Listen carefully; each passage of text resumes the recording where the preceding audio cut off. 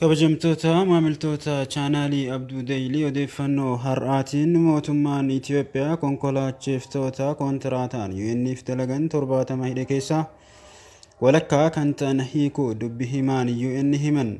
Farhaan Haaq ibsaa miidiyaaleef Niiwuyoorkitti kennaniin konkolaachiftota 74 keessaa 34 hiikamuu himan. Haa ta'u malee ammallee 36 akka hiikaman jiran himaniiru. Itoophiyaan torbee darbee konkolaachistoota fe'insaa sagantaa nyaataa addunyaa 72 ta'an Affaar Samaraatti hidhuu World Food Programmiin kan beeksise. Mootummaan waan hojjettoota UN ta'aniif hidhaman miti seera cabsinaan ni gaafatamu jechuun ibseera. Konkolaachiftonni kontiraataa UN 70 kunneenii fi hojjettoonni UN 10 jimaata darbee hidhamanii turan akka gadhiifaman abdii akka qaban qondaalli UN kun ibsaniiru. Mootummaan Itiyoophiyaa torban lama dura waraana kaaba biyyattiitti hammaatee fi finciltoonni magaalaa guddoo biyyattii akka to'atan dorsisu eegalee labsii yeroo muddamaa labseera. Eegasii hidhaan namoota hammaachuu UN gabaasaa ture. Jiraattonni magaalaa Finfinnee meeshaa waraanaa qaban akka galmeessanii fi akka magaalattii eegan ergaan darbeera.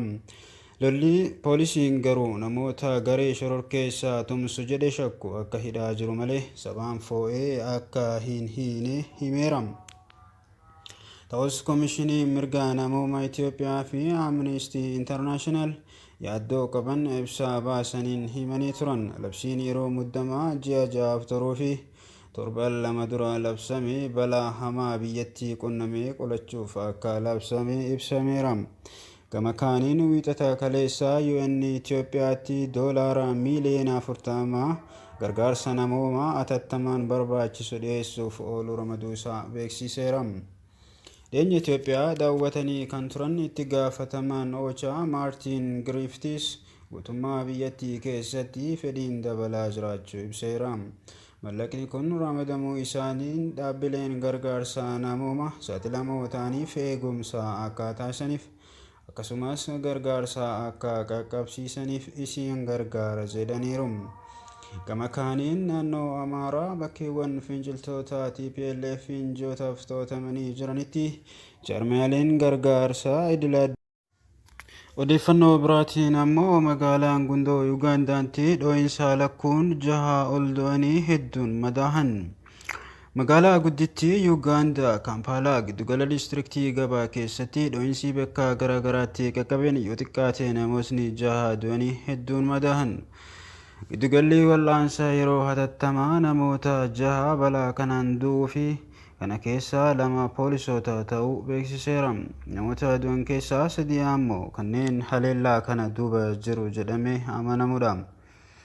Dubbi himaan poolisii biyyattii Fred Enanga namootni 33 miidhamanii hospitaalatti yaalamaa jiraachuu fi kanneen keessaa 5 yaala yaaddessaa keessa jiraachuu himaniiru.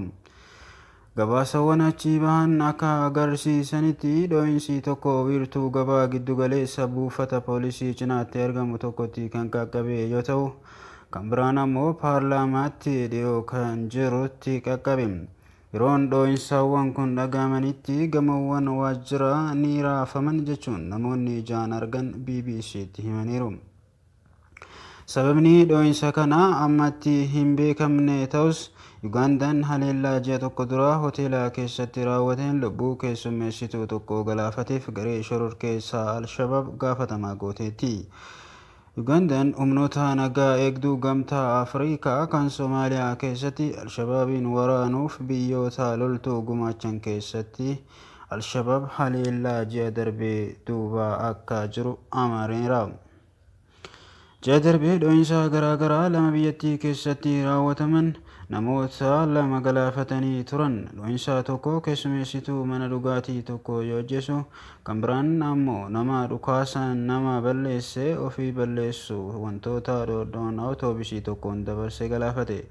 Dhoo'insa onkololeessa darbee qaqqabeef aangawoonni biyyattii garee milishaa Islaamota Yuugaandaa itti gaafatamoo taasisan.